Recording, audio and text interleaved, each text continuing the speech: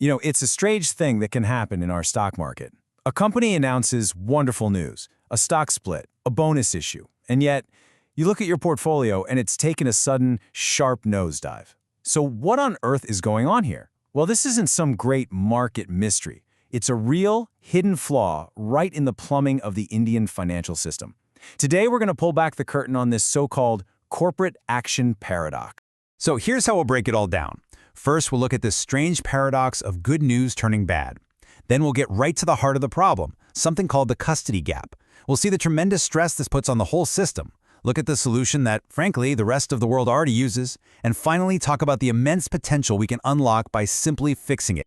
All right, let's get right into the thick of it. The paradox of good news. It's a situation where a company tries to do something positive for its shareholders, to reward them, but the very system that's supposed to make it happen ends up working against them. It creates chaos. So how does a good intention get so, twisted? So let me ask you this. Your company announces a stock split. That should be a reason to celebrate, shouldn't it? But then you look at the market and the stock price is just tanking. Panic sets in. Why? Why does this happen? It's not because the company's fundamentals have suddenly changed. No, the reason is something much smaller, a kind of friction in the gears of the market. And here it is. This is the source of all that friction. We can call it the villain of our story, really. It's called the custody gap. Now, this isn't some big, dramatic corporate scandal. It's something far more subtle, just a small technical mismatch in timing. But believe me, this small gap causes a world of trouble. Okay, so what exactly is this gap? Here's how it works, and this is really the heart of the matter. On what's called the X date, the stock price is immediately adjusted downwards. So, for a one-for-one bonus, boom, the price is cut in half. But, and this is the crucial part, you don't actually have the new bonus shares yet. They haven't been credited to your DMAT account. So for about 48 hours, your portfolio is showing a massive, gaping hole. It's bleeding value on paper. And even though it's a temporary artificial loss, in the fast-moving world of markets, the consequences are very, very real. And just look at the numbers here. It really shows you how severe this can be. A simple 1:1 bonus means your collateral value, on paper, is suddenly cut by 50%.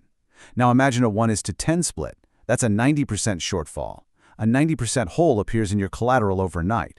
Now you and I know the actual value of your holding hasn't changed, but the computer systems, the risk management algorithms, they don't see it that way.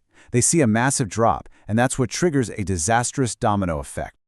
So you see, this isn't just some academic problem on a spreadsheet. This tiny little gap puts the entire system under enormous stress. It sends ripples, or maybe I should say shock waves, that affect everyone, from the smallest retail trader to the largest global investment funds.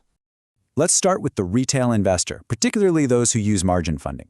For them, this is an absolute nightmare. One day their collateral is fine, the next morning they wake up and poof, a huge chunk of it has vanished. The system sees this massive shortfall, and what does it do? It triggers an immediate margin call. They're forced to sell their shares, not because the company is bad, but simply to cover this artificial gap. And this forced selling creates a wave of pressure that pushes the price down for everybody. All right, so you might think, well, the big players, the mutual funds, they must be okay. But no, they get caught in a different kind of trap. Suddenly, they're dealing with all this artificial volatility caused by the retail selling. And worse, they're stuck in what we call a liquidity freeze. They technically own those new bonus shares, but they can't sell them because they haven't been credited yet. So they're forced to just hold extra cash on the sidelines, which hurts their performance. It's a real drag on the returns. And what about investors looking at India from the outside? The big foreign funds? For them, this is a big red flag. They look at our market and they see this inefficiency, this operational headache. It adds to what they call the India risk premium. What does that mean? Well, simply put, it makes our market look a little less attractive, a little riskier than it needs to be. It's like a hidden tax. International banks that lend against Indian stocks will demand a bigger cushion, a higher haircut they call it, which makes it more expensive for everyone to invest here. And then there are the companies themselves, the very ones trying to do a good thing. It's an incredible situation. They announce a stock split to boost liquidity, and what happens? It triggers a margin dump from all the forced selling. This creates massive volatility, which can actually increase the company's cost of capital. And then the management is left with a public relations nightmare trying to explain to worried investors why the great news they just announced caused the stock to crash. It's a complete paradox. Okay, so we've laid out the problem, and the damage it causes is quite clear. But here's the good part. The solution isn't some complex brand new invention. It's already out there. It's a proven model, the global standard, used by major markets like the United States for decades. We just need to adopt it.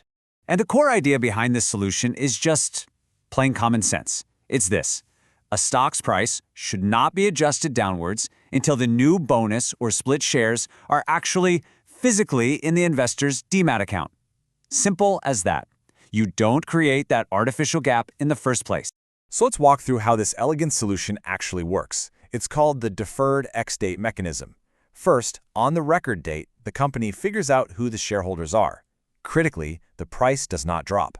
For the next couple of days, the stock trades at its original high price, but with the special tag, a due bill. Think of it as an IOU. If you sell the stock during this period, you are also selling the right to receive those upcoming bonus shares. Then comes the credit date, when the new shares finally land in everyone's accounts. And only after that, on the new, deferred ex-date, does the price officially adjust. The result? No gap. No artificial crash. No panic. So what would this change actually mean for the Indian market as a whole? Well, it's about much more than just fixing a small technical glitch. It's really about unlocking a whole new level of potential and efficiency for our markets. And this comparison really lays it out in black and white.